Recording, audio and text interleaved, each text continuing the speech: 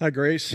It's great to see you all via video. But listen, I just want to give us a quick update on what we're doing as we press forward. I'm sure you're hearing that churches are looking to reopen in Ohio. And so I want to talk with us just real quick, number one, about what does that mean? And then number two, what does that look like for us? Well, first, when you hear that churches are opening in Ohio, what that means is not what you think that it means. That is, if you think it means that churches are going back to normal and, they're gathering, having their worship experience, sitting next to each other, singing with each other, handshaking, being together, having a cafe, having a children's ministry, it's all back to the way it was. That is not what is happening. That is not what the CDC guidelines have given us. And so as churches are going back in Ohio, what they are doing is what is called a no-touch service. And so the doors have to be open. You can't even open the door to come into the church. The volunteers have to have masks. They have to have their temperature taken. The gathering has to be at 50% capacity of the room. They have to sit as families 6 feet apart with masks are requested very strongly by Governor DeWine. He's this close from mandating them again. The volunteers must wear them. You can't have any programs for people to touch. You can't, pass an offering bucket. There's no kids service. There's no cafe. And so if you can imagine kind of the worst possible worship experience that you could put together, that is essentially what they are allowing. Because you can imagine, especially families with little kids, trying to sit through my sermon, which can be 30 to 40 minutes long. If you think about a worship experience, just trying to sing with the band, the band doesn't mind hearing themselves, but, you spread everybody out 6 feet apart, and they have masks on, the energy in the room, the ability for you to sing because you can hear yourself. You're gonna dial it way back down. It's just the nature and the dynamics of what happens when you spread people out in a room like that. In fact, there's a whole science to the dynamics of community and how we gather, and it's kind of biblically prescriptive in that sense. And so I just want us to understand that what they're talking about is not really regathering. There's kind of a second phase to it that churches will go to sometime in the near future. Most are saying at the 1st of August, that they'll then be, doing kids ministry. But even those kids ministry have the CDC guidelines where you can only have so many kids in the room. And the volunteers are basically, they have to have gowns, they have to have gloves, they have to have masks, you have to have plexiglass for your kids check-in.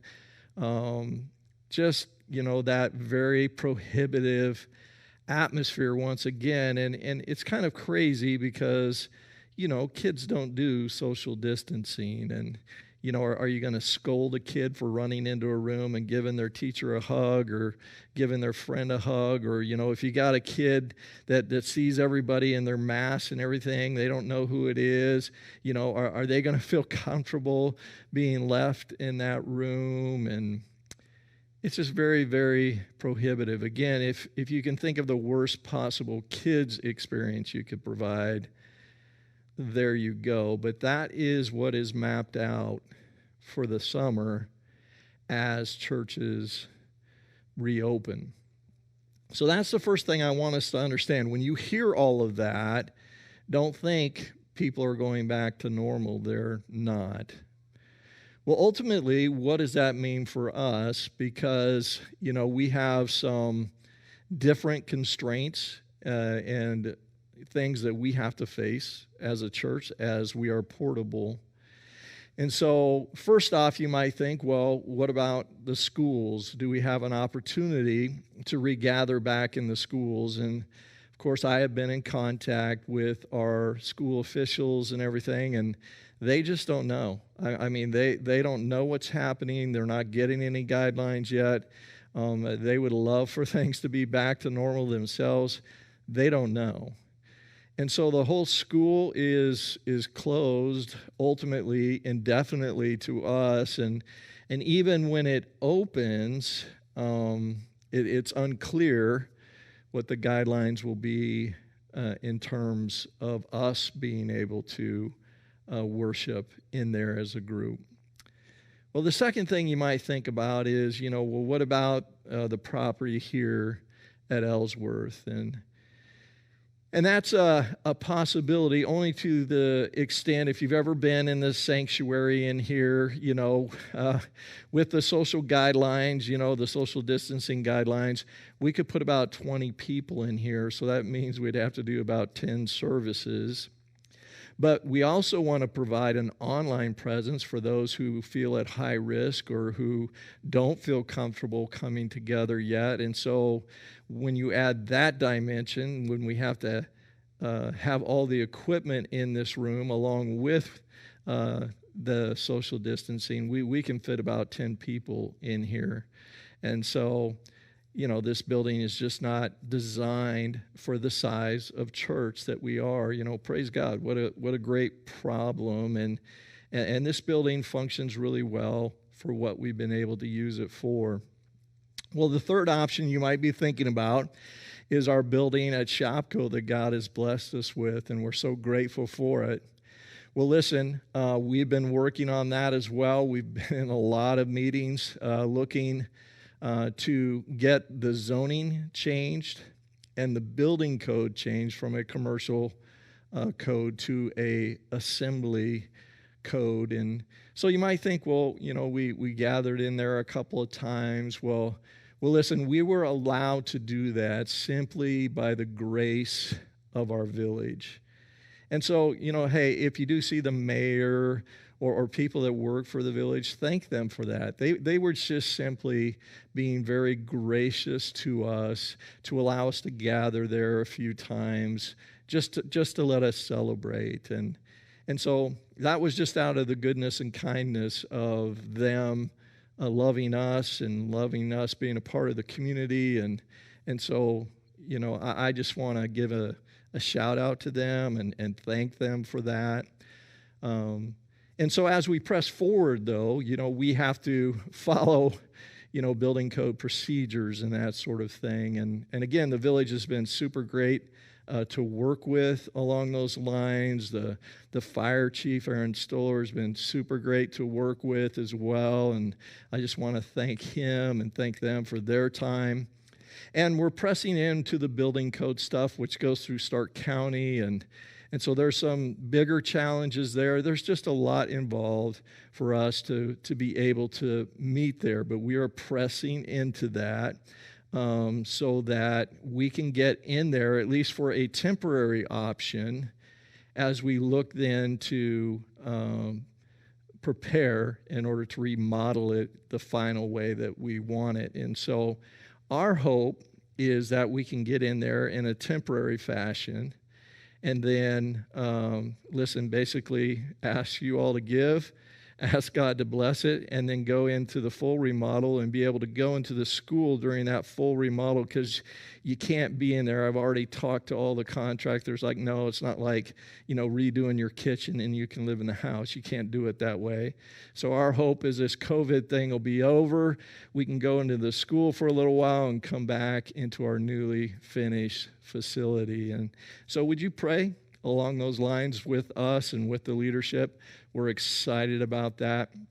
So immediately, what does that look like for us to regather? And we think we have some exciting options for us, and perhaps even better than if we had a facility at this particular phase of reopening in terms of the COVID thing.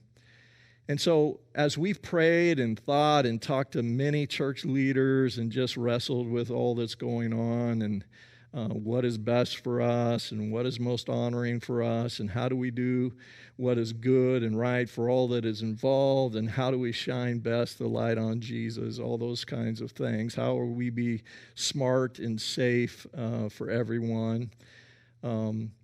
We have come up with the plan of what we're going to do moving forward here in June is we are going to have what we are calling home watch parties. And we are going to launch those on June 21st. So a home watch party is basically we will have host homes that will gather however many amount of people they can handle, 20 or so, where you can come together, watch the online experience together, listen live at 10 a.m. or later. You can really watch it anytime you want, even in the evening if that's what works better for your group or on a different day, whatever. But gather together, be able to sing together, be able to pray together, be able to interact together. And so we can create that sense of community in those groups where you can, see your friends and just be together, that we're all so much craving that, so much needing that in our lives. And so we're excited. We think that's going to be a super good option, better than even like if we had a facility and we're all sitting so far apart. Because here's the deal. Even in Dr. Acton's new order that she just recently released, households are exempt. And so how you gather at your own household is exempt from all the orders that have been released. And so listen, your host home can decide what you want to do. And so however comfortable you are, then you're good to go. And so we don't have to worry about all these other CDC guidelines that enter into the picture if we gather in one another's homes. The other thing that allows us to do is, listen, if you don't feel comfortable or you feel like you're at high risk, well then listen, you can still just do online in your home, or maybe you could gather with one other two people and social distance in that living room so you can still say hi to someone and still have some interaction.